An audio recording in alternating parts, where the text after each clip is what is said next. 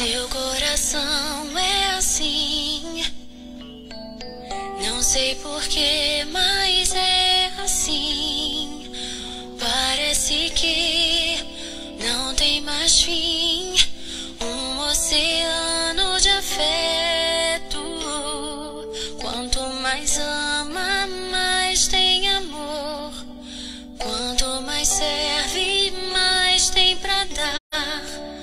Tanto querer, tanta emoção, tanto carinho por mim. Seu coração é assim, flor que desabrocha a cada manhã, fonte de amor que é sem fim. Deus te fez assim pra cuidar de mim. Quero crescer com você e a cada dia aprender que o seu coração é assim, minha mãe.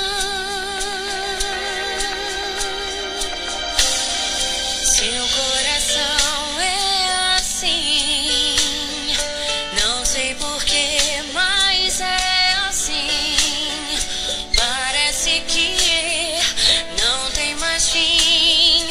Um oceano de afeto. Quanto mais ama, mais tem amor.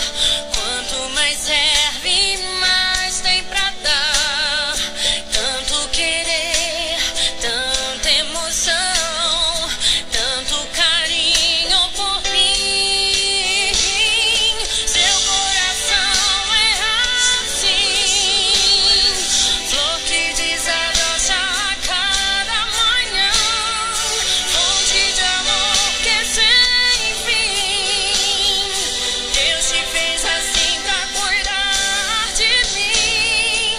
Quero crescer com você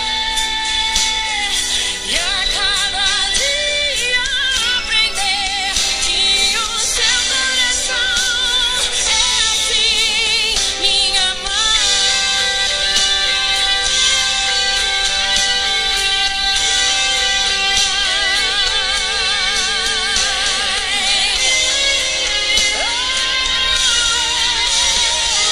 Seu coração é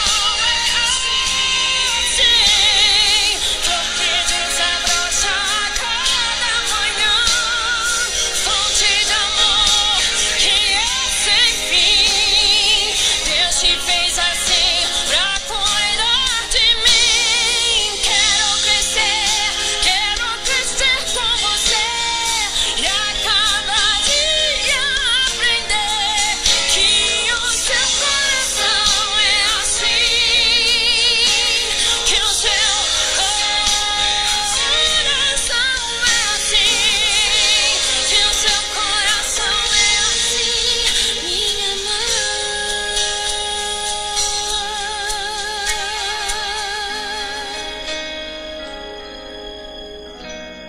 Te amo, mãe.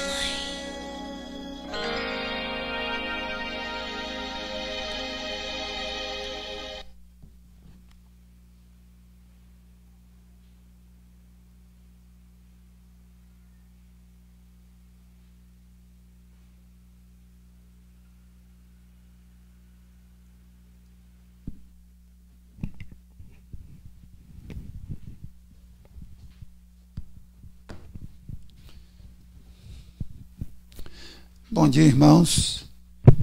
Que a graça e a paz do nosso Senhor e Salvador Jesus Cristo esteja com os amados irmãos. Amém. Hoje é um dia mais do que especial, né? Hoje nós comemoramos o Dia das Mães. Louvado seja Deus por isso. Em nome do Conselho da Igreja Presbiteriana do Vale do Sol, eu queria parabenizar todas as mães da nossa igreja. Que Deus abençoe rica e abundantemente a vida de vocês. Os nossos adolescentes e jovens fizeram um vídeo maravilhoso, lindo, e está disponível no Instagram da nossa igreja e também no Facebook. E também nós encaminhamos para os grupos da nossa igreja. Assista lá e envia para sua mãe. Vale a pena. Eu me emocionei muito, ainda falei com Maria José, olha, se no dia dos pais, se eles não fizerem um bonito assim, eu vou ficar muito bravo, porque ficou muito bacana mesmo.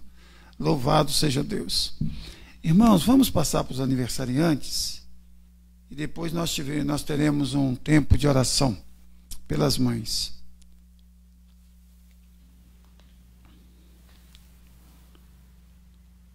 Nós temos o Chiquinho, dia 10.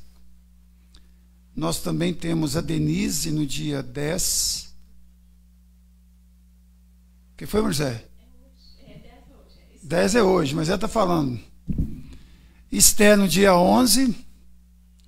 Laurindo no dia 15. O Cristiano, esposo da Mirivone, também no dia 15. E a Conceição, lá de São Miguel, no dia 16. Então, irmãos, hoje você pode ligar, fazer uma oração com o Chiquinho, com a Denise, amanhã com a nossa irmã Esther. Dia 15, o Laurindo, para quem não sabe, meu filho. Dia 15, o Cristiano, esposo de Mirivone. E dia 16, nossa irmã Conceição, lá de São Miguel do Anta. Vamos orar. Ó Pai, nós queremos colocar a vida do Chiquinho e da Denise, que estão aniversariando hoje. Que o Senhor esteja abençoando rica e abundantemente a vida deles, ó Pai, em nome de Jesus. Queremos também pedir pela nossa irmã Esther, pelo Laurindo, pelo Cristiano e pela Conceição, que eles possam completar muitos e muitos anos, ó Pai, e todos eles vividos na Tua santa, bendita e eterna presença, ó Pai. Que eles possam gozar de saúde e que eles possam prosperar, ó Pai, para o louvor da Tua glória. Em nome de Jesus. Amém. Irmãos, hoje, às 19 horas, o culto nosso vai ser ao vivo pelo Facebook. Então, hoje, às 19 horas, culto ao vivo lá da IPV Sol, pelo nosso Facebook. Tá bom? Bíblia, papel e caneta na mão. Tá ok? Agora, nós queremos ler uma passagem bíblica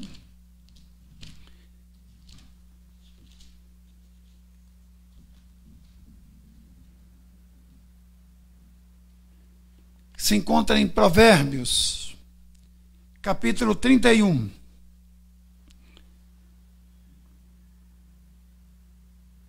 Versículo 28 e 29.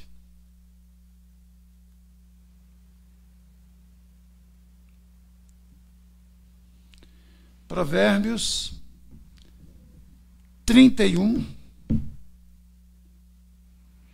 28 e 29. Levantam-se seus filhos e lhe chamam ditosa. Seu marido a louva, dizendo: muitas mulheres procedem virtuosamente, mas tu a todas sobrepuja. Irmãos, que bênção as mães da nossa igreja, que têm levado seus filhos na escola bíblica dominical, que têm levado seus filhos ao culto de louvor e gratidão a Deus, que têm orado diuturnamente pelos seus filhos. Parabéns, mamãe. Que Deus te abençoe e te guarde. Que o Senhor faça resplandecer o rosto sobre ti e tenha misericórdia de ti. Que o Senhor sobre ti levante o rosto e te dê a paz. Agora nós vamos fazer uma oração.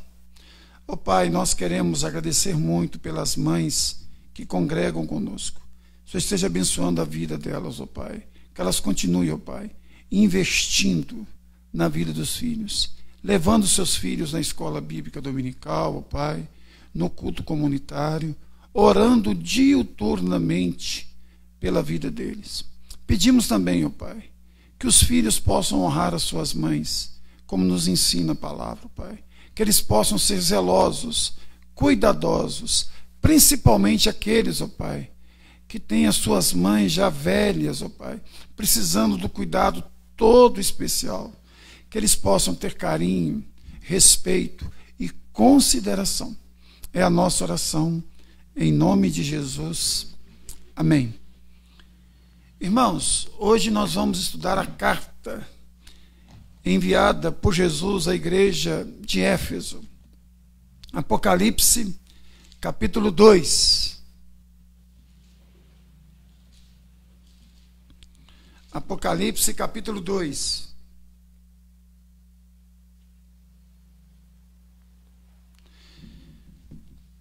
Do verso 1 ao verso 7. Apocalipse 2, do verso 1 ao verso 7.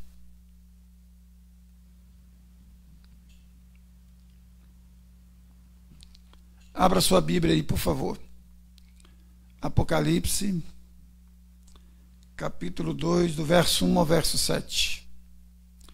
Diz assim a palavra do nosso Deus: Ao anjo da igreja em Éfeso escreve: Essas coisas diz aquele que conserva na mão direita as 7 estrelas, que anda no meio dos 7 candeeiros de ouro. Conheço as tuas obras, tanto o teu labor como a tua perseverança, e que não podes suportar homens maus, que pusestes à prova os que a si mesmos se declaram apóstolos e não são, e o achaste mentirosos. E tens perseverança e suportastes provas, por causa do meu nome, e não te deixastes esmorecer. Tenho, porém, contra ti que abandonastes o teu primeiro amor. Lembra-te, pois, de onde caíste, arrependa-te e volta à prática das primeiras obras. Se não venho a ti e moverei do seu lugar o teu candeeiro, caso não te arrependas. Tens, contudo, a teu favor, que odeias as obras dos nicolaítas, as quais eu também odeio. Quem tem ouvidos, ouça o que o Espírito diz às igrejas. Ao vencedor dar-lhe-ei que se alimente da árvore da vida, que se encontra no paraíso de Deus. Amém. Irmãos, que o Espírito de Deus, pela sua graça e pela sua misericórdia, possa falar conosco.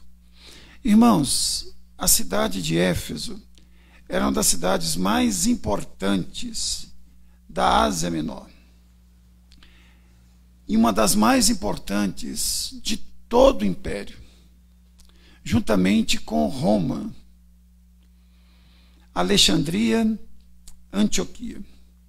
Foi em Éfeso que houve um dos avivamentos mais impressionantes de toda a história da igreja. E esse avivamento aconteceu cerca de 40 anos antes de Jesus enviar essa carta à igreja de Éfeso. Irmãos, quais foram os sinais de um avivamento impressionante que aconteceu lá na cidade de Éfeso? Primeiro, é que a palavra foi ali pregada com fidelidade. Não há avivamento se a palavra não for pregada com fidelidade. Segundo, milagres genuínos aconteceram ali na cidade de Éfeso. Não foram milagres fabricados. O sobrenatural acontecia com a maior naturalidade. Os falsos profetas, eles foram desmascarados lá em Éfeso. Os pecados eram confessados publicamente. As pessoas iam à frente e confessavam os seus pecados. E termina a passagem lá, que você encontra lá em Atos, capítulo 19, do verso 8 ao verso 20, que a palavra de Deus não só cresceu, como também prevaleceu. E significa o quê? Que o povo entendeu e atendeu a palavra de Deus. Então, a palavra de Deus foi pregada genuinamente. Milagres genuínos aconteceram ali. Os profetas foram desmascarados. Os pecados foram confessados publicamente e abandonados. E a palavra de Deus não só crescia, como também prevalecia na cidade de Éfeso. Algumas coisas que você e eu precisamos também de saber, para que nós possamos entender essa carta que Jesus enviou por intermédio do seu servo, o apóstolo João. Primeiro, a cidade de Éfeso era o centro do culto ao imperador na Ásia. Talvez por isso uma das cidades mais queridas pelo império. Segundo, em Éfeso se encontrava uma das 7 maravilhas do mundo antigo, o templo da deusa Diana. Era chamada de Diana pelos romanos e de Artemis pelos gregos. Só para você ter uma ideia, o templo tinha 129 metros e meio de comprimento, 67 metros de largura, 127 pilares de 18 metros de altura, cada um deles. Isso dá 6.676 metros quadrados. Já pensou?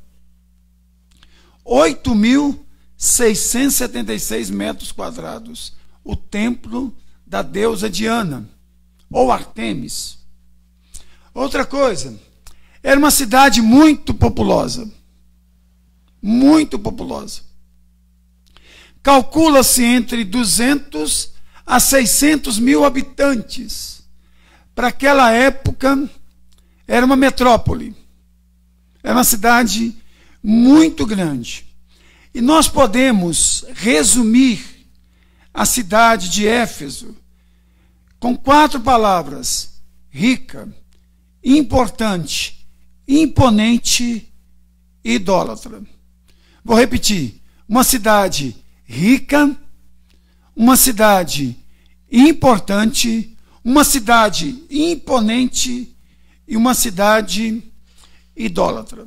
Agora, entendendo o contexto, creio eu que é mais fácil nós entendermos o texto. Primeiro, a quem é dirigida a carta? Diz o texto aí: ao anjo da igreja em Éfeso escreve.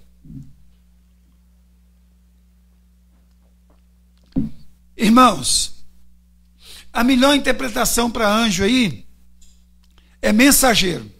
Então a palavra está escrita aí ao mensageiro da igreja de Éfeso. Então o anjo aqui é o pastor da igreja.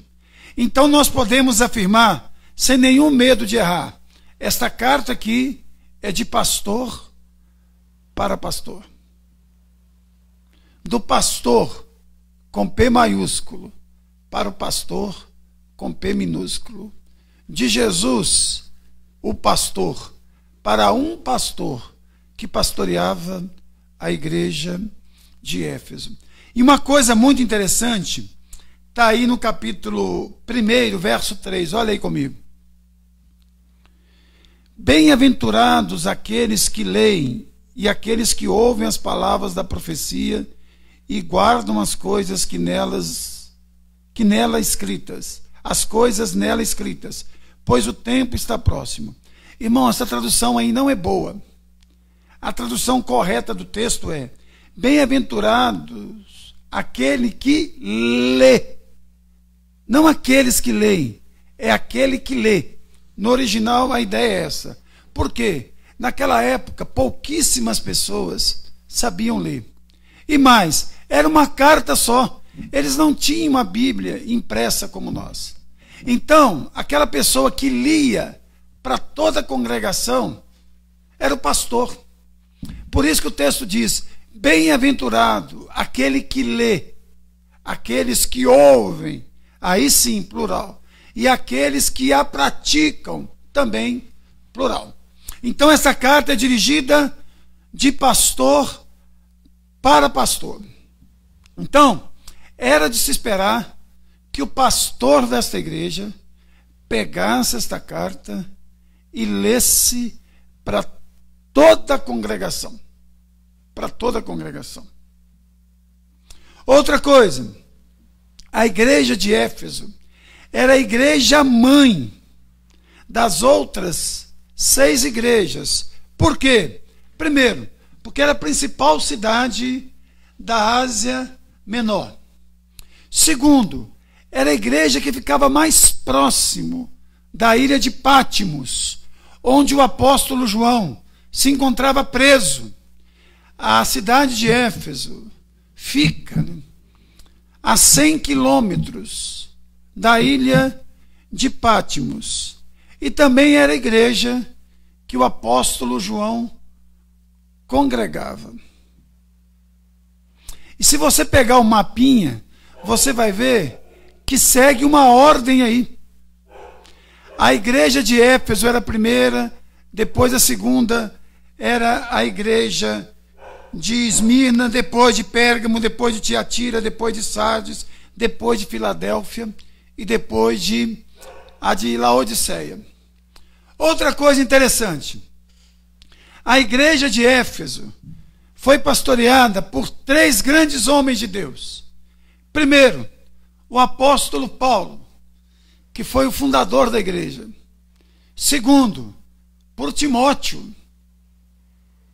Terceiro, pelo apóstolo João. Que igreja privilegiada, irmãos. Ser pastoreada pelo apóstolo Paulo, ser pastoreada por Timóteo e ser pastoreada pelo apóstolo João. Os autores da carta, irmãos, nós temos 2 autores aí.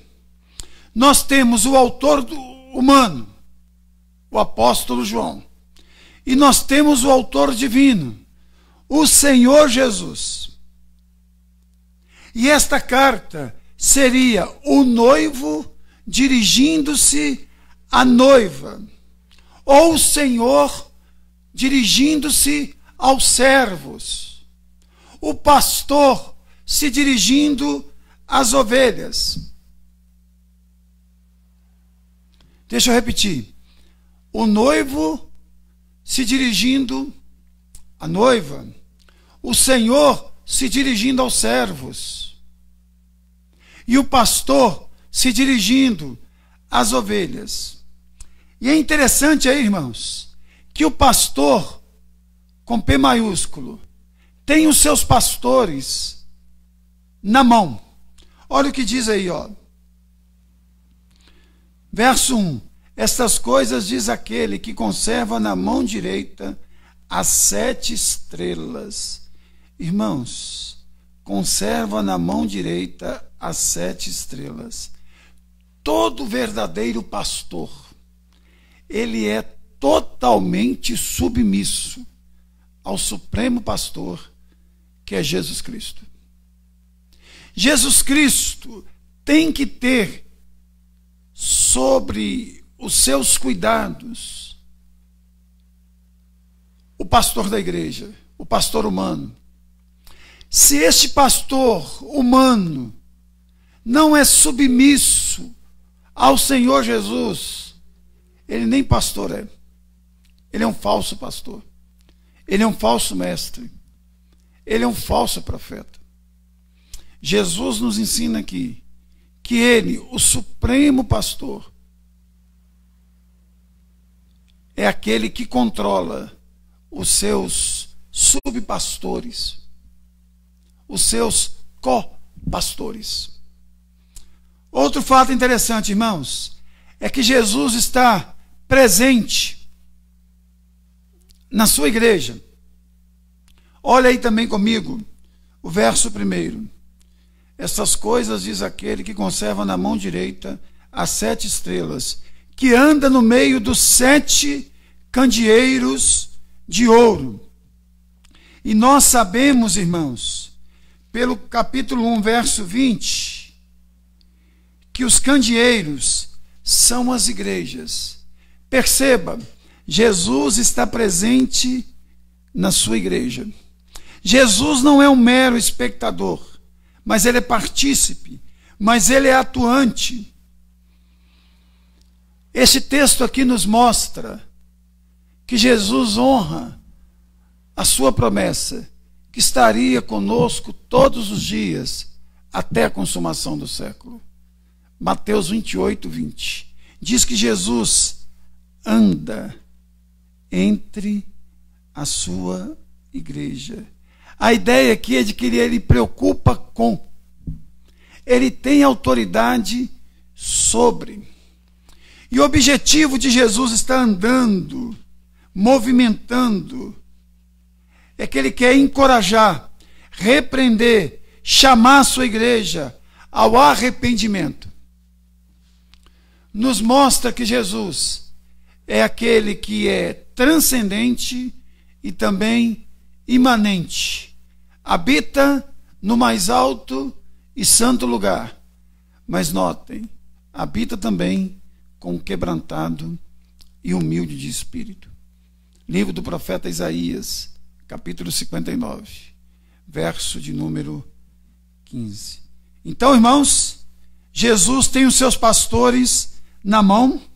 Jesus está na sua igreja e com a sua igreja. Jesus se preocupa com a liderança e com a membresia. Ele zela pela sua igreja. Ele ama a sua igreja. Por isso ele encoraja a sua igreja. Por isso ele repreende a sua igreja. Por isso ele chama a sua igreja ao arrependimento. Porque como noivo, ele zela pela noiva. Como pastor, ele zela pelas ovelhas. E como servo, como senhor, ele zela pelos seus servos. Aí, irmãos, Jesus elogia a sua igreja. E ele começa dizendo que ele sabe tudo que se passa na sua igreja. Olha comigo o verso 2. Conheço as tuas obras. Conhecer aqui, irmãos, no sentido pleno da palavra. Conhecer no sentido de que ele sabe o que acontece dentro e fora do templo. Ele conhece o texto e ele conhece o contexto. Por isso que ele usa o contexto da cidade, da igreja, para enviar o texto. Então, você e eu que participamos, que somos membros da igreja de Jesus, nós temos que ter isso em mente. Jesus sabe o que se passa fora da igreja. Jesus sabe o que se passa dentro da igreja. Jesus conhece o texto e ele conhece o contexto. Ele sabe como você vive em família, como você vive intramuros dentro da igreja.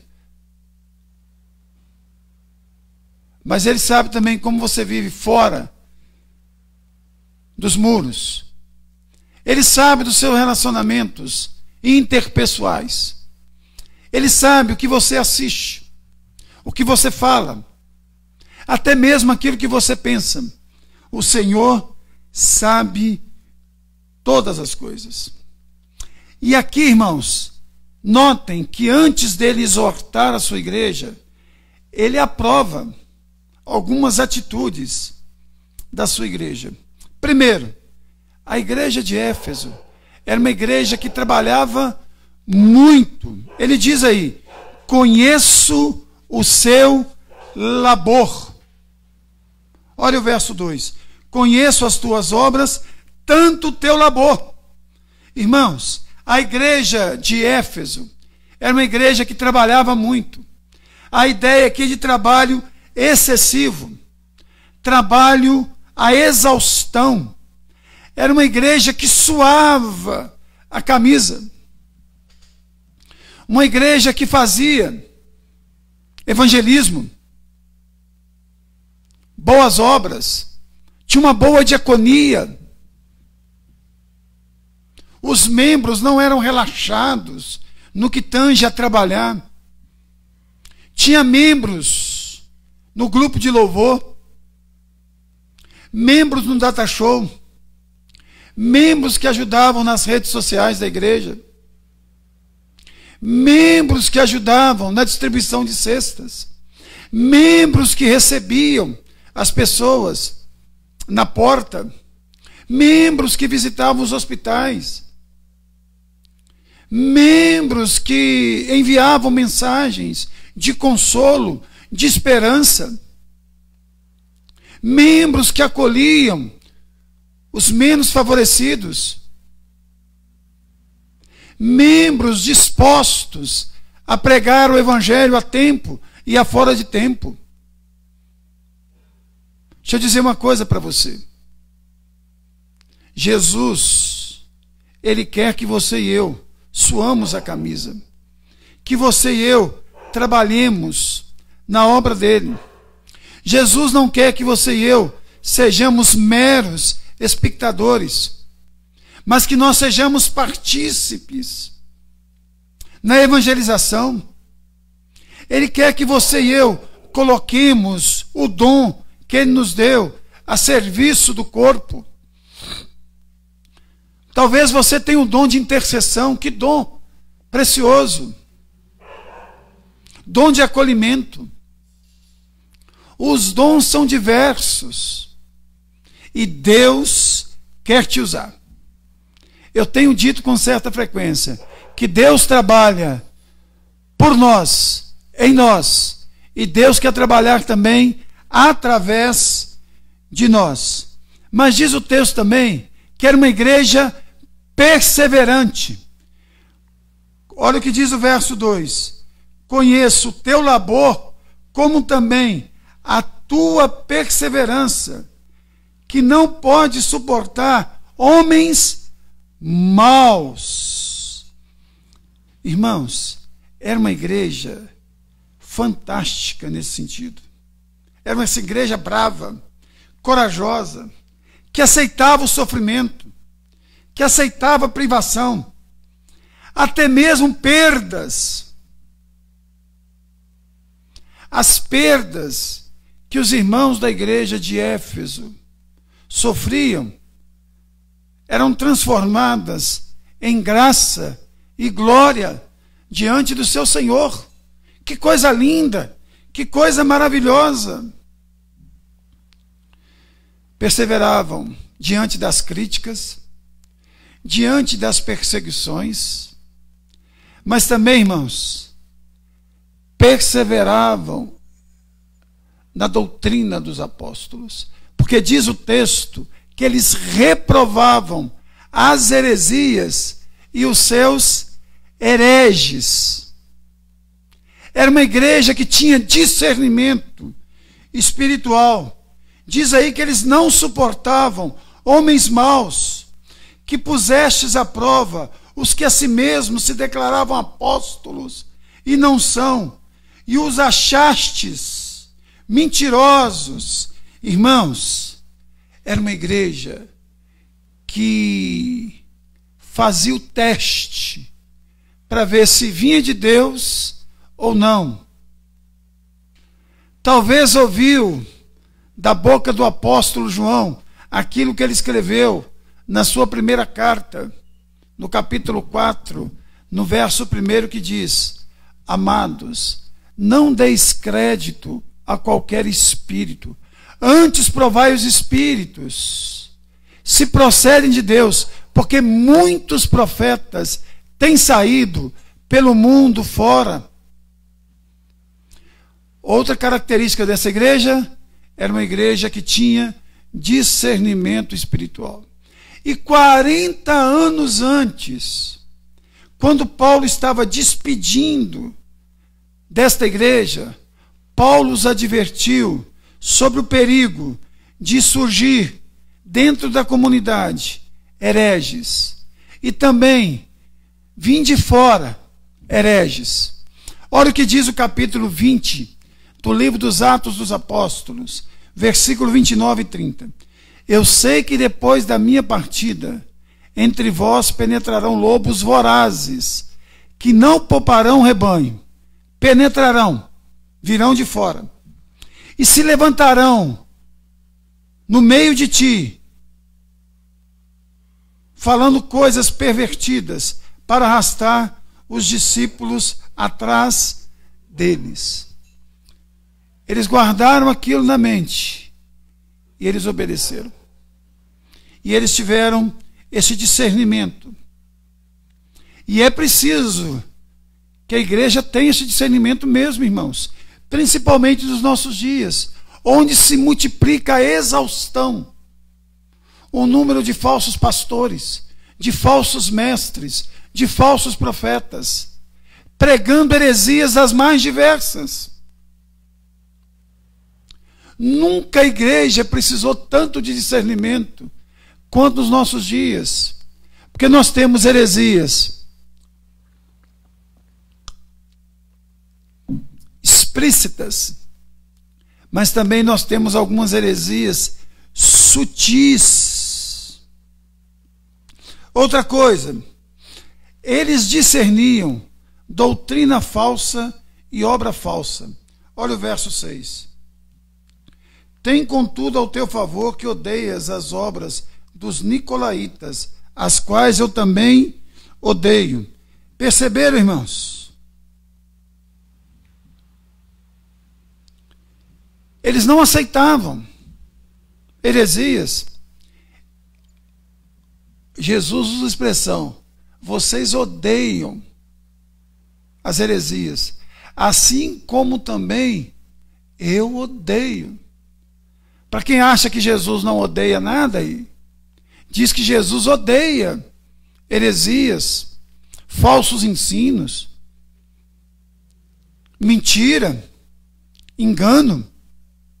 A igreja do Senhor Jesus não pode flertar também com o erro, com o engano.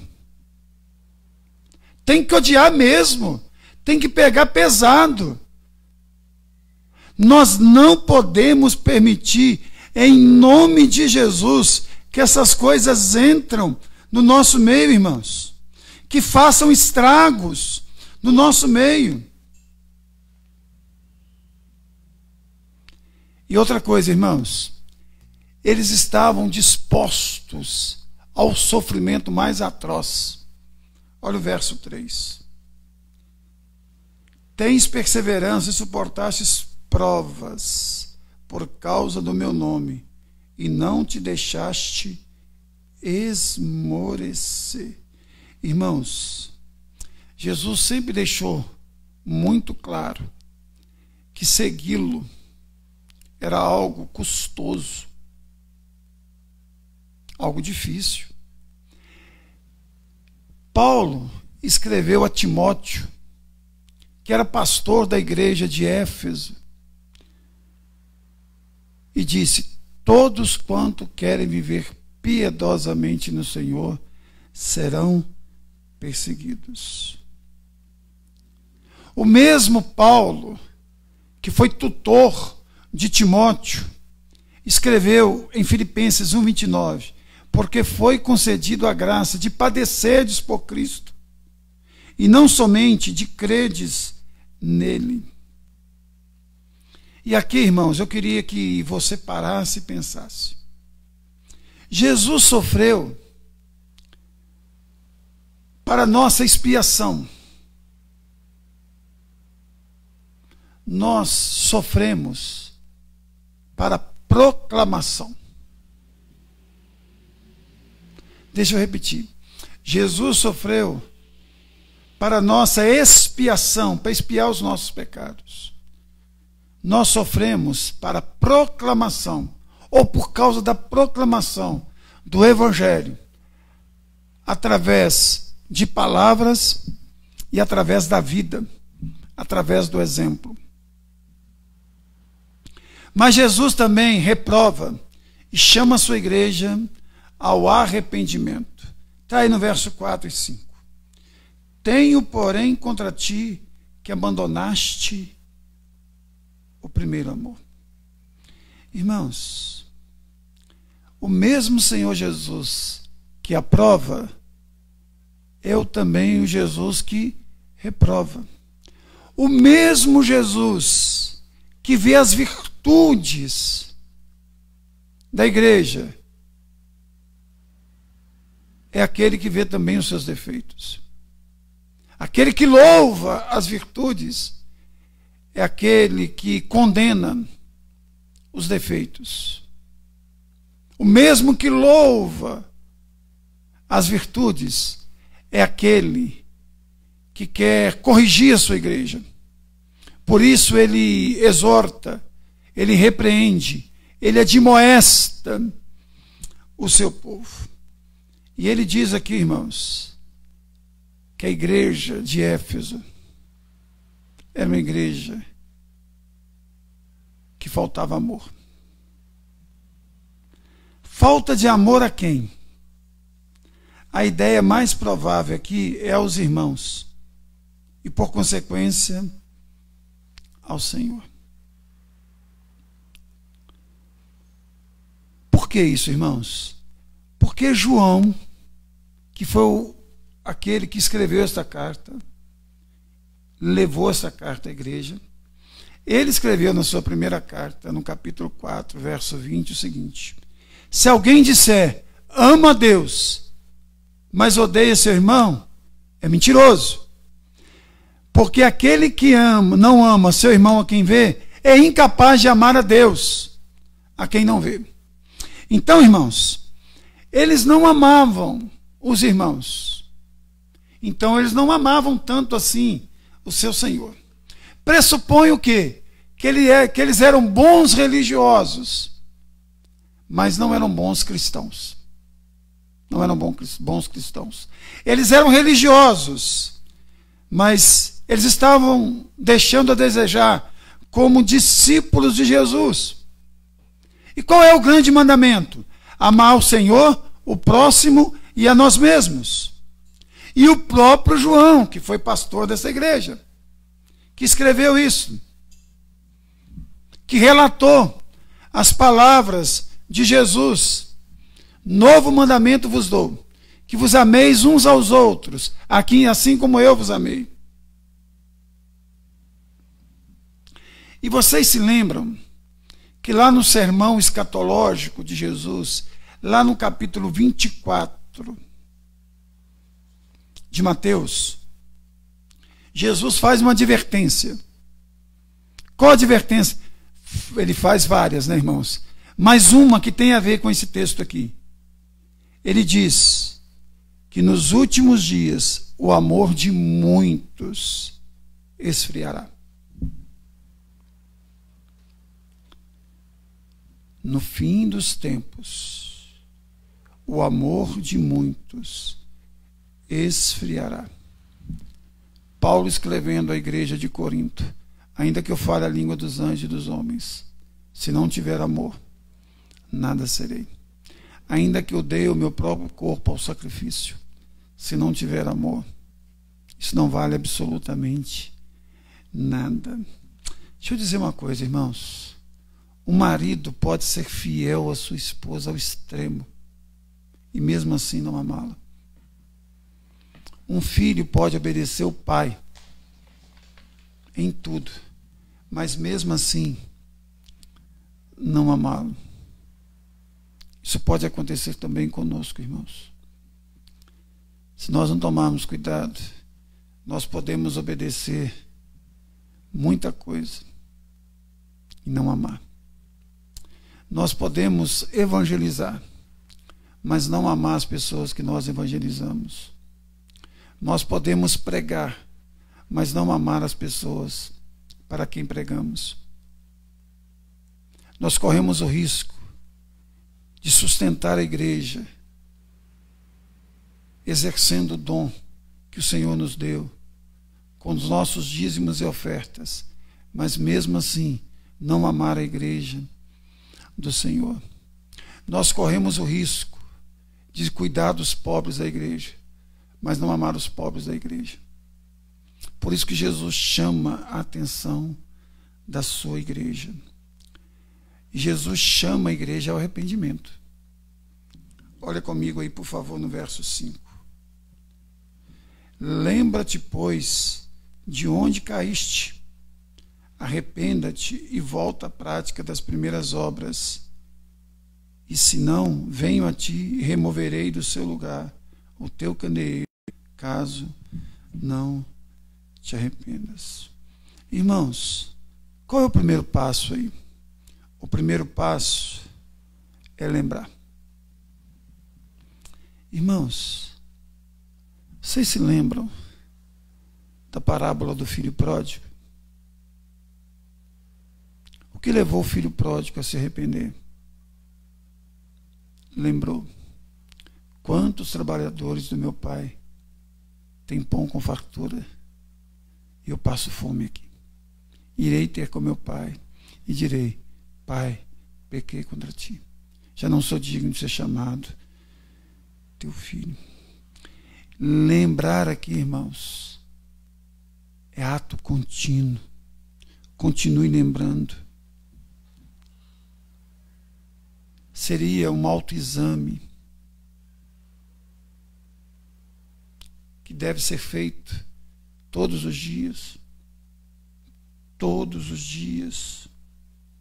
Agora, irmãos, lembrar não é apenas trazer à mente, mas agir de acordo com.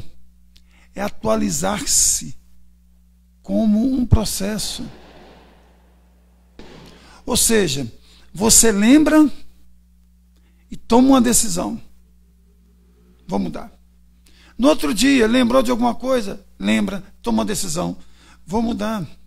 Porque diz: arrependa-te e volta à prática das primeiras obras. Significa mudar de ideia, confessar pecados, tomar uma nova atitude. Você e eu temos que aprender que arrependimento é mais decisão do que emoção. Nós achamos que arrependimento é apenas emoção, não, é decisão. É decisão de mudar. O filho pródigo teve um momento de emoção, mas ele também teve uma decisão: irei ter com meu pai, direi. E diz o texto que ele foi. Muitas vezes nós ficamos só na emoção. Nós não tomamos aqueles passos que precisam ser tomados em direção a Deus, em direção ao próximo. Irmãos, arrependimento não é seguido de mais arrependimento. Arrependimento é seguido de frutos de arrependimento. Muitas vezes nós ficamos arrependimento, mais arrependimento, mais arrependimento. É igual o quê? Pecado contínuo. É arrependimento mais frutos de arrependimento. Mudança de vida. Atitudes claras, concretas, objetivas. Aí, irmãos, Jesus diz: olha, se você não se arrepender, eu vou trazer juízo. Se vocês não se arrependerem, vou pesar a mão. E olha o verso 5 comigo. Lembra-te de onde caíste, arrependa-te e volta à prática das primeiras obras. E se não, venho a ti e moverei do seu lugar o teu candeeiro, caso não te arrependas. O que Jesus vai fazer?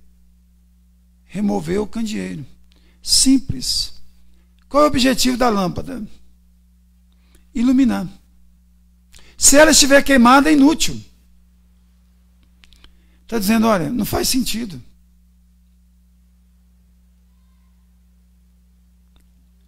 A luz é feita para brilhar. E a igreja, nesse sentido, ela é como a lua. Ela não tem luz própria. Ela reflete a luz do sol. A igreja também não tem luz própria. Ela reflete a luz de Cristo. Por isso que Jesus se apresenta como: eu sou a luz do mundo. Não, eu não serei. Não. Eu sou a luz do mundo. Eu sou a luz do mundo. Aí Jesus convida a sua igreja ao arrependimento e lhe faz uma promessa. Quem tem ouvidos, ouça o que o Espírito diz às igrejas. Ao vencedor dar-lhe-ei que se alimente da árvore da vida, que se encontra no paraíso de Deus. Amém. Irmãos, o chamado é para ouvir. É o mesmo chamado para você e para mim esta manhã. Ouçam o que eu estou dizendo a vocês. Irmãos, a confissão de fé dos judeus, que é chamado de Shema, começa assim: ouça, ó Israel, o Senhor Deus é o único Deus. Tudo começa com ouça. Ouçam. Preste atenção naquilo que eu estou dizendo. Começa assim, irmãos. Ouça. Ouça. Seria algo como: quem está disposto a ouvir, escute. E ouvir, irmãos, nos dois testamentos, significa obedecer. Por exemplo, se você chega perto de um filho e diz assim: ouça o que seu pai está dizendo, ouça o que sua mãe está dizendo. Está dizendo o quê? Obedeça. Você está mandando seu filho apenas ouvir a sua voz. Está dizendo para obedecer. Ouça o que mamãe está dizendo. Ouça o que papai está dizendo. Está dizendo obedeça. Então o texto aqui está chamando de obediência. Obedeçam. Vivam. Façam. Aí tem a promessa. Que promessa é essa, irmãos? Alimentar da árvore da vida, que se encontra no paraíso de Deus. Irmãos, alimentar-se da árvore da vida aqui significa desfrutar das venturas do céu. Porque é assim que termina o livro do Apocalipse. Que promessa gloriosa, irmãos, que é feita a todos nós aqui. Ouçam, obedeçam, para que vocês possam comer da árvore da vida, para que vocês possam desfrutar das venturas do céu. Irmãos, nós não podemos deixar de ouvir essa voz doce, suave, gostosa do Espírito Santo dizendo: olha, acerte a sua vida, viva de acordo com a minha palavra. Isso vai trazer bênçãos para você e para a sua família, para a comunidade que você faz parte, para a sociedade que você faz parte. Ouçam, ouçam a voz do Espírito. Quem tem ouvidos para ouvir, ouça. E eu sei que você tem o Espírito de Deus, e é o Espírito de Deus que está falando com você e comigo. Ouça, ouçam. Esse é o ministério glorioso do Espírito Santo, que nos convence de pecado, de juízo e de justiça. O ministério de nos colocar no prumo, de acertar a nossa vida, de mostrar quais são as arestas que precisam ser aparadas, quais áreas da nossa vida que precisam ser consertadas, trabalhadas pelo Senhor. Irmãos, eu concluo com algumas aplicações. As obras não salvam mesmo. Elas autenticam a salvação, mas não salvam. Porque não faltava obras na igreja de Éfeso. Faltava amor. É possível que nós façamos obras sem ser boas. É possível que nós façamos obras sem amor. Segundo, irmãos, o amor é vital para a vida da igreja. A igreja não sobrevive sem amor. A instituição, sim, mas a igreja não. A igreja sem amor é sem alma. Uma igreja que não ama é uma igreja que não tem alma. Terceiro, irmãos, a igreja ela precisa de arrependimento genuíno, sempre. Você como indivíduo, eu como indivíduo e nós como comunidade. Nós precisamos de arrependimento genuíno.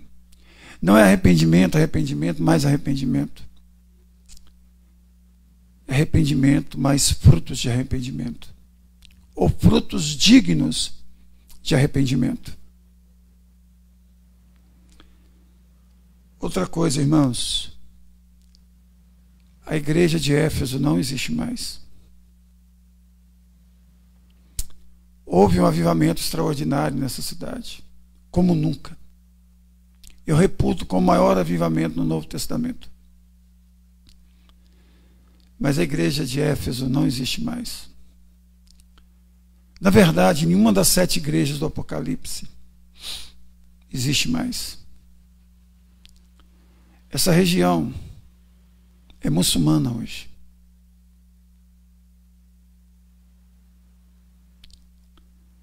Igreja como instituição acaba. A igreja de Jesus não, mas a igreja como instituição acaba. E aqui eu quero falar de forma muito específica a igreja presbiteriana no Vale do Sol.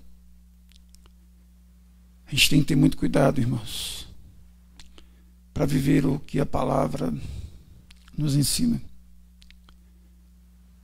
Nós temos que orar para que a nossa igreja continue bíblica. Uma igreja que ama. Uma igreja comprometida com as boas obras. Mas a igreja também tem promessas.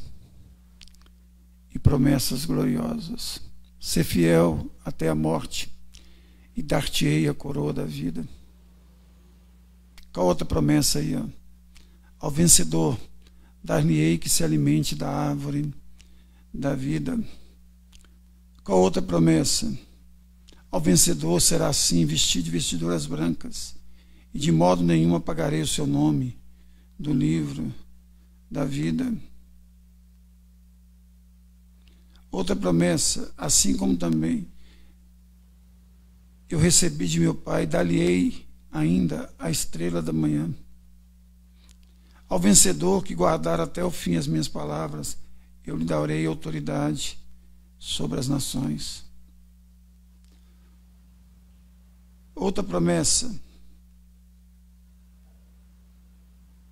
Ao vencedor falo-ei, coluna no santuário do meu Deus, e daí jamais sairá. Outra promessa. Ao vencedor dar-lhe-ei sentar-se comigo no meu trono, assim como também eu venci e me sentei com meu Pai no seu trono. Que Deus nos abençoe, irmãos, e que você e eu possamos viver de acordo com a vontade do nosso Deus. Vamos orar. Ó Pai bendito e santo, nós te louvamos e te agradecemos pelo privilégio que o Senhor nos concedeu de passarmos esta manhã aprendendo um pouquinho mais da Tua palavra. Que o Senhor continue nos abençoando no decorrer deste dia, ó Pai, e que nós possamos à noite nos reunir, ó Pai, novamente para ouvir a Tua palavra, para louvar e bendizer o Teu santo e bendito nome. É a nossa oração. Em nome de Jesus. Amém. Até mais tarde, irmãos. Em nome de Jesus. Amém.